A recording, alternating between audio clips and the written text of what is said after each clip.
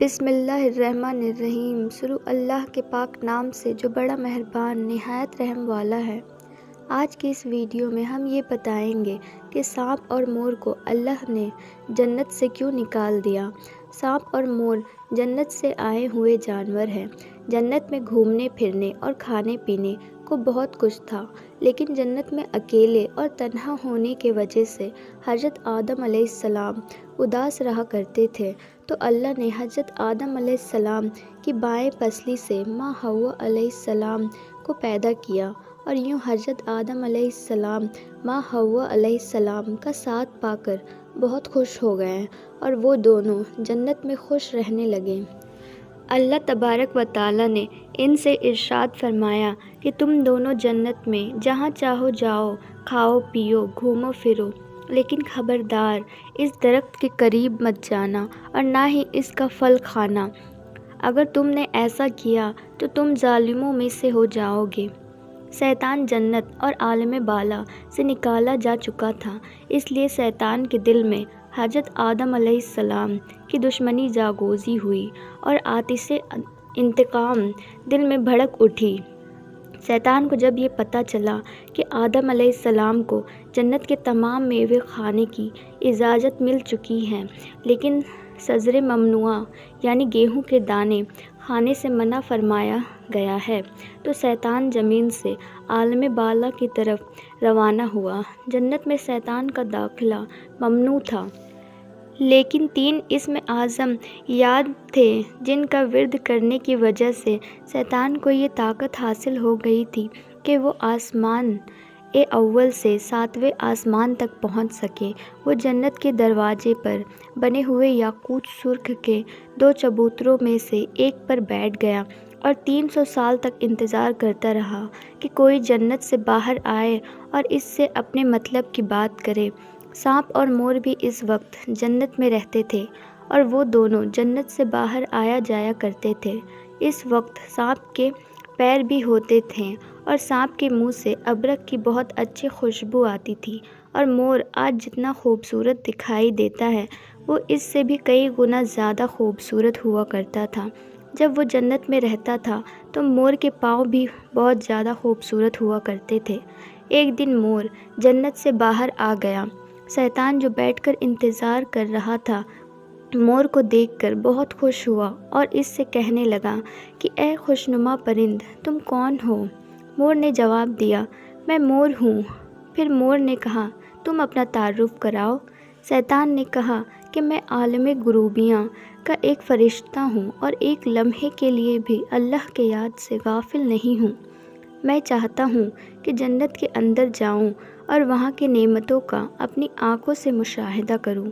اگر تم مجھے جنت کے اندر لے چلو تو میں تمہیں 3 ایسی باتیں بتاؤں گا جس کے صلے میں تم کو ابدی زندگی حاصل ہو جائے گی، تمہیں بڑھاپا اور بیماری بھی نہیں آئے گی اور تم ہمیشہ جنت میں رہو گے۔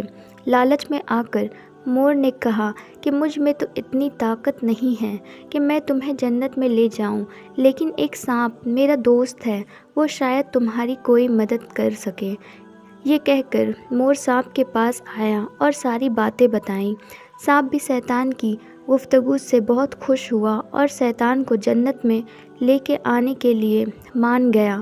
سانپ نے شیطان سے کہا، تم میرے منہ میں بیٹھ جاؤ اور پھر میں تمہیں جنت میں لے جا کر اگل دوں گا، اور اس طرح تمہیں کوئی دیکھ نہیں سکے گا۔ سانپ نے شیطان کو منہ میں بٹھا کر جنت میں جا کر اگل دیا۔ اس طرح شیطان جنت میں داخل ہونے میں کامیاب ہو گیا۔ دوسری جانب جب جنت کے نگہبانوں کو فوراً یہ اطلاع مل گئی کہ شیطان جنت میں داخل ہو چکا ہے، جب نگہبان شیطان کو جنت سے نکالنے لگے تو حکم ربی ہوا کہ اسے ابھی جنت میں ہی رہنے دیں۔ شاید یہ آدم علیہ السلام کا امتحان تھا یا حکمت خداوندی تھی۔ جنت میں عارضی قیام کا جب حکم نامہ مل گیا تو شیطان حضرت آدم علیہ السلام اور حضرت ماں حوا علیہ السلام کے پاس جا کر عقیدت اور محبت کا اظہار کرنے لگا۔ یہ دونوں اس لعین کو پہچان نہ سکے کیونکہ ماضی کے مقابلے میں اس کی شکل تبدیل ہو چکی تھی۔ اس نے کہا، میں تمہارا ہمدرد ہوں، میں تم لوگوں کا بھلا چاہتا ہوں، تم نے جنت میں ابھی تک اس پھل کو کیوں نہیں کھایا؟ اس پر ان دونوں نے شیطان سے کہا کہ اے اللہ تعالیٰ نے ہمیں اس درخت سے دور رہنے اور اس کا پھل کھانے سے منع کیا ہے، اس لیے ہم نے ابھی تک اسے نہیں کھایا ہے اور نہ ہی کھائیں گے۔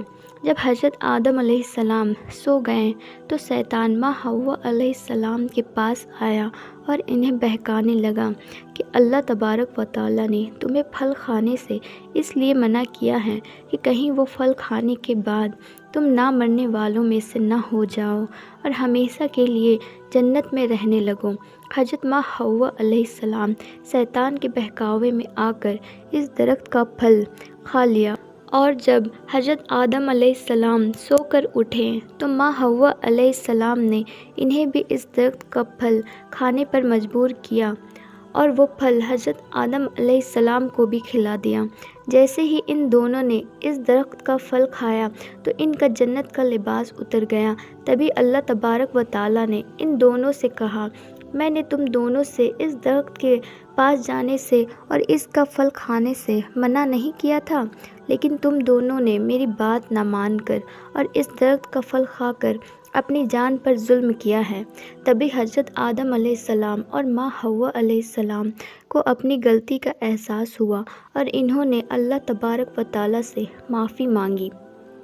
اللہ تبارک و تعالیٰ نے انہیں معاف کر دیا اور ان دونوں کو جنت سے نکال کر زمین پر نازل فرما دیا اور فرمایا کہ زمین پر ایک خاص وقت تک تمہارا ٹھکانہ ہے اور تم زمین پر ہی رہو گے۔